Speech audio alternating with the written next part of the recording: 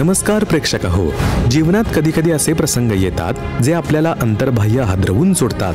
आपल्याला वाटतं आपण जे काही करतोय ते योग्यच आहे, पण तरीही दुःख, संकट आणि अशांती पिच्छा सोडत नाही.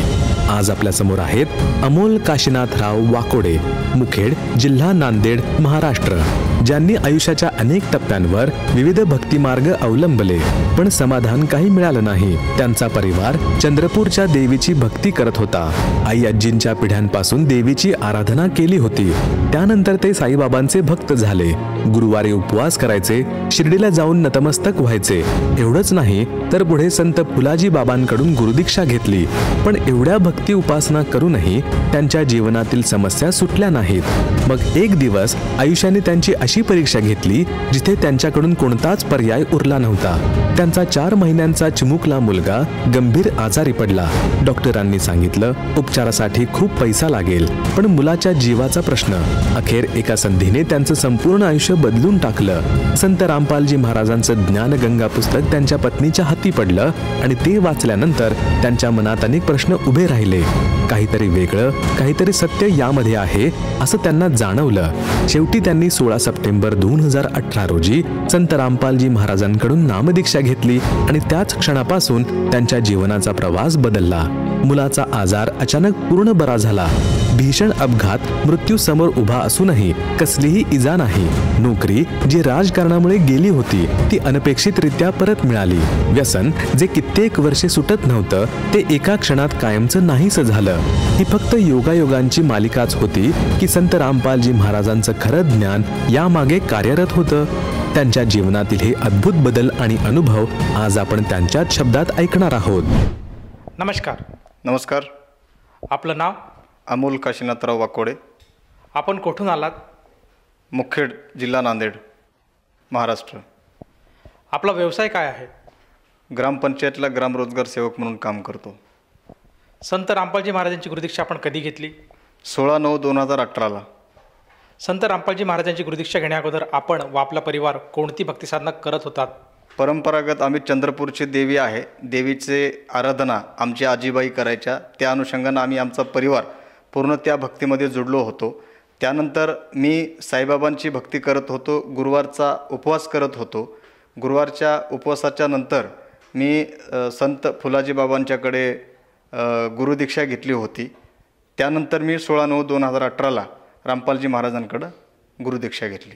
सर, जसं तुम्ही सांगत आहात की संत फुलाजी बाबांची आपण साधना केली, त्याचप्रमाणे साईबाबांचे आपण भक्त होतात, तर मग आपण संत रामपालजी महाराजांच्या मार्गात का आलात? माझा मुलगा 4 महिन्याचा होता. त्याचा 2018चा एप्रिलचा जन्म आहे. तो आजारी होता आणि त्याची हालचाल कसल्याच प्रकारची नव्हती. त्यावेळेला आम्ही डॉक्टरांच्याकडं त्याला दवाखान्यात ॲडमिट केल्याच्या नंतर डॉक्टरांनी आम्हाला सांगितलं की याला बराच पैसा खर्च होणार आहे आणि हा आजारी आहे. मग त्यांनी मला सांगितलं की बाबा तुम्ही काय व्यवसाय वगैरे करता? मग त्या मुलाच्या आजाराच्यासाठी आम्हाला कुठलाच पर्याय नव्हता. त्यावेळेला आम्ही संत रामपालजी महाराजांची नामदीक्षा घेतली. सर, जसं तुम्ही सांगत आहात की आपला जो मुलगा आहे तो आजारी होता आणि त्या आजारास्तव आपण संत रामपालजी महाराजांच्या नामदीक्षेत आलात. तर मला हे विचारायचं आहे की संत रामपालजी महाराज ही व्यक्ती कोण आहे किंवा त्यांचं ज्ञान काय आहे, हे आपल्यापर्यंत कसं पोहोचलं? मी 2013ला पुण्याला कामाला असताना आमच्या शेजारील घरून आमच्या पत्नीला ज्ञानगंगा हे रामपालजी महाराजाचं पुस्तक मिळालं. त्या पुस्तकाचं वाचन आमच्या पत्नीने करून मला वाचायला सांगितलं. त्यावेळेला आम्ही या भक्तीमध्ये जोडलो. सर, जसं तुम्ही सांगत आहात की संत रामपालजी महाराज लिखित ज्ञानगंगा या पुस्तकाचं अध्ययन आपण सर्वप्रथम केलं होतं आणि त्या अनुषंगाने आपण संत रामपालजी महाराजांच्या सद्भक्तीत आला आहात. तर मला हे विचारायचं आहे की या सतसाधनेत आल्यानंतर आपल्याला व आपल्या परिवाराला काय काय लाभ प्राप्त झालेत? प्रथमतः माझा मुलगा आजारी असताना चालत बोलत नव्हता. आम्ही गुरुदीक्षा घेतल्याच्या नंतर आमच्या मुलाचा आजार पूर्णपणे बरा झाला. माझा स्वतःचा अपघात झाला होता. 100च्या जवळपास माझी गाडी ॲक्सिडेंटमध्ये मोटरसायकल पुढच्या इंडिका कारला धडकली असतानासुद्धा मला कसल्याच प्रकारची दुखापत किंवा परमात्माच्या दयेनं जखम झाली नाही. संत रामपालजी महाराजाच्या कृपेने त्या अपघातातून मी बचावलो. या व्यतिरिक्त आणखीन काही लाभ प्राप्त झाला का? आमची परिस्थिती आर्थिक बाबतीमध्ये खूप मोठ्या प्रमाणात बिकट असायची. ज्यावेळेला मी या रामपालजी महाराजांची नामदीक्षा घेतली तेव्हापासून माझी आर्थिक परिस्थिती चांगली आहे. यानंतर मी 2018ला नामदीक्षा घेण्याच्या अगोदर 2017च्या काळामध्ये मी माझ्या पदावर ग्रामरोजगार सेवक म्हणून काम करत असताना मला गावातल्या काही राजकीय द्वेषापोटाच्या अनुषंगाने मला माझ्या पदावरून कुठलीच कल्पना किंवा सूचना आदेश न देता कामावून कमी करण्यात आलं. मी गुरुदीक्षा घेतल्याच्यानंतर रामपालजी महाराजांकडे, संत रामपालजी महाराजांकडे विनंती केली, अर्जी लावली आणि त्यानंतर माझी संबंधित आमच्या ग्रामपंचायतच्या विभागाचे उपमुख्य कार्यकारी अधिकारी, गट विकास अधिकारी, ग्रामसेवक या सर्व लोकांच्या साक्षीनं माझी सुनावणी घेण्यात आली जिल्हा परिषदेकडे. जिल्हा परिषदेकडे सुनावणी घेतल्याच्या नंतर मला माझ्या कामावर रुजू करण्याचे आदेश उपमुख्य कार्यकारी अधिकारी यांनी पंचायत समिती विभागाला दिले. हा एक लाभ संत रामपालजी महाराजांच्या नामदीक्षा घेतल्याच्या नंतर मला झालेला आहे. सर, या व्यतिरिक्त आपल्याला आणखीन काही लाभ प्राप्त झाला का? आज परिस्थितीमध्ये मी सततच पैशाच्या अनुषंगाने व्याकुळ राहत होतो आणि ह्यापूर्वी मला नामदीक्षा घेण्याच्या अगोदरसुद्धा दारूचं व्यसन खूप मोठ्या प्रमाणामध्ये जडलं होतं आणि ज्यावेळेला मी नामदीक्षा घेतली त्याच्यानंतरसुद्धा मला दारूचं व्यसन मुळापासून माझं कायमपणे त्यामधून मी मुक्त झालेलो आहे. हा एक मला लाभ नामदीक्षा घेतल्याच्या नंतर झालेला आहे. सर, जसं तुम्ही सांगत आहात की यापूर्वी आपण व्यसन करत होतात आणि दारूची लत आपल्याला लागली होती, तर मला हे विचारायचं आहे की समाजामध्ये दारू पिणं हे एक अतिशय वाईट मानलं जातं आणि एखादा व्यक्ती जर घरामध्ये दारुडा असेल तर त्या घराचं जे भवितव्य आहे हे अगदी धोक्यात असतं आणि घरामध्ये क्लेश असतो, कलह असतो. तर प्रत्येक व्यक्ती त्या दारूपासून सुटण्यासाठी नाना तऱ्हेचे प्रयत्न करत असतो. तर आपणसुद्धा याआधी आपली जी दारू आहे ती सोडवण्यासाठी काय काय प्रयत्न केले होते? आम्ही सतत ज्या भक्तीमध्ये याच्या अगोदर होतो तिथं सगळ्या देवाधर्मांकडे आम्ही आराधना करायचो, विनंती करायचो, पण ह्यापासून आम्हाला काही मुक्तता होत नव्हती. संत रामपालजी महाराजांच्या सानिध्यात आल्याच्या नंतर मी ह्या सगळ्या प्रकारातून 100% मुक्त झालो. सर, या व्यतिरिक्त आणखीन काही चमत्कार किंवा काही लाभ आपल्याला प्राप्त झाला का?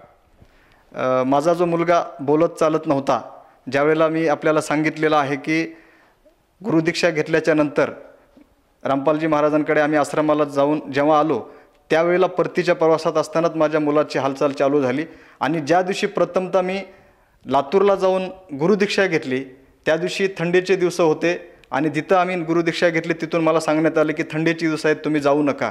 पण लातूरहून आमच्या तालुक्याला जाण्यासाठी रात्री 6च्या नंतर कसल्याच प्रकारची बस प्रवास गाडी नव्हती. त्यावेळेला मी कंट्रोलरला विचारलं की साहेब, आमच्या तालुक्याला जायला आता मुखेडसाठी कोणती गाडी आहे का? त्यांनी मला सांगितले, बाबा 6च्या नंतर तुम्हाला कुठलीही गाडी नाही, इथून तुम्हाला ताजबन शिरूर हे एक गाव लागतं, तिथपर्यंत जावं लागेल, त्याच्यानंतर तुम्हाला तिथून गाड्या उपलब्ध होतील.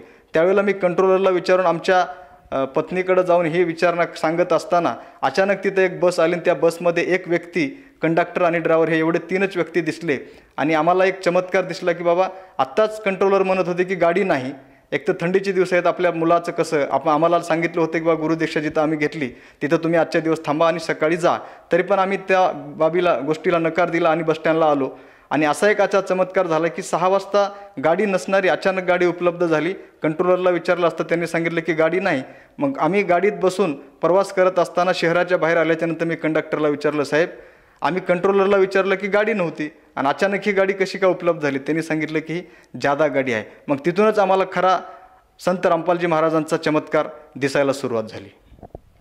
सर, जसं तुम्ही सांगत आहात की संत रामपालजी महाराजांची गुरुदीक्षा घेतल्यानंतर आपल्याला त्यातनं बरेचसे अनुभव आलेत, बरेचसे आपल्याला त्यातून लाभ झालेत. तर ह्या आपल्या लाभातनं, ह्या आपल्या अनुभवातून आपण जे अन्य भगत समुदाय आहे, जो श्रोतावर्ग आज TV चॅनलच्या माध्यमातून आपल्याला बघत आहेत, त्या सर्वांना उद्देशून आपण काय संदेश द्याल?